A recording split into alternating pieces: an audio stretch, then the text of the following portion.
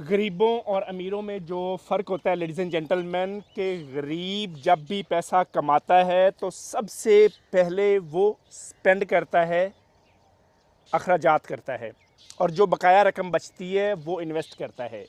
और जो अमीर लोग होते हैं वो जब भी पैसा कमाते हैं सबसे पहले वो इन्वेस्ट करते हैं, और जो बकाया पैसा बचता है उसे स्पेंड करते हैं, उसे अखराजात में लाते हैं। ये बेसिकली दो फ़िलॉसफीज़ हैं, दो माइंडसेट हैं। और सवाल ये होना चाहिए कि कितना, डज़न मैटर, आप चाहे 50 रुपए ही इन्वेस्ट करते हैं वो भी काफ़ी हैं। असल में आपने ये देखना है कि ये दोनों जो माइंडसेट्स हैं उनमें से मैंने कौन से वाला माइंडसेट चूज़ करना है। अगर आप सेकंड वाला, अमीरों वाला करते हैं तो आप end of the day financial freedom पे जा सकते हैं। आप एंड ऑफ द डे बहुत ज़्यादा अच्छी और ख़ूबसूरत लाइफ जी सकते हैं।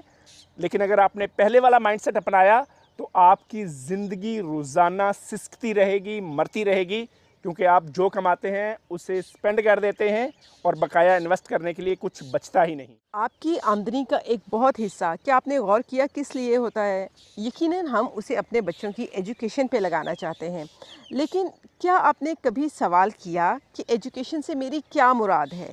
मैं अपने बच्चे को कम अज़ कम 12 से 14 साल स्कूल भेजना चाह रही हूँ, तो उसके पीछे मेरा मोटिव क्या है? रुकिए, खुद से सवाल कीजिए।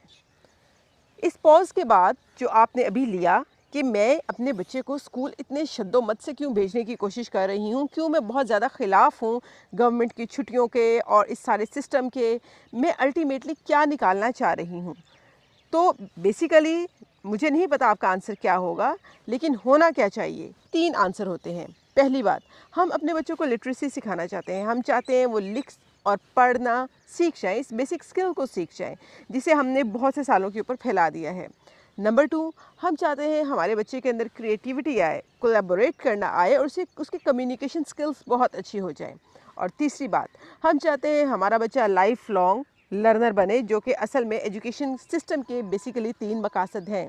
लेकिन रुकिए, मैं एज़ अ प्रिंसिपल बहुत से टीचर्स का इंटरव्यू भी करती रहती हूँ, तो लिटरेसी रेट में हमारी बाज़ औक़ात मास्टर्स पढ़ के भी कोई क्रिएटिव राइटिंग या कोई अच्छे से लिख पाना ये बड़ा मुश्किल है, ये अभी भी हम नहीं कर पाते।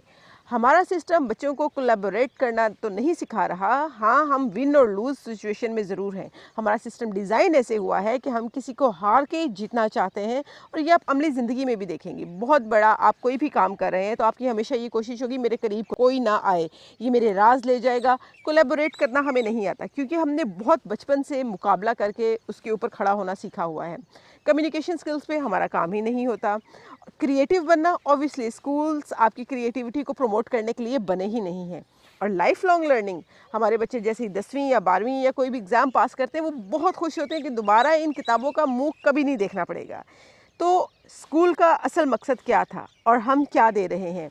मेरा आपके लिए ये सवाल है कि बैठिए, गौर कीजिए, और ये जो आपको बहुत बड़ा खराबी लगती है कि सिस्टम में इतनी ज़्यादा छुट्टियाँ क्यों हैं, हम बहुत पीछे रह गए, हो सकता है ये चीज़ आपका टर्निंग पॉइंट हो। ये आपके माइंड को एक राइट डायरेक्शन दे सके कि अगर गवर्नमेंट वो नहीं कर रही जो असल में एजुकेशन का पर्पस है, तो एज अ पेरेंट आप अपनी ड्यूटी पूरी कीजिए।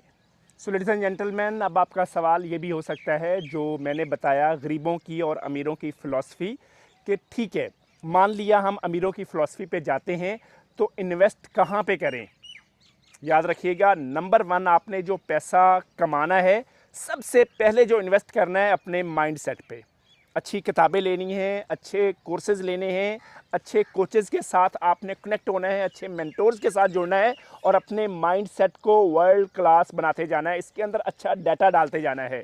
और दूसरे नंबर पे, invest on your health set, अपनी हेल्थ पे इन्वेस्ट करना है। यकीन माने, आपने बहुत कुछ इकट्ठा कर लिया, एंड ऑफ द डे आपकी बॉडी में एनर्जी ही ना बची, आपकी ये बॉडी ही खटारा हो गई, या हॉस्पिटल्स के अंदर ये बॉडी धक्के खाती रही, तो उस पैसे का भी कोई फ़ायदा नहीं।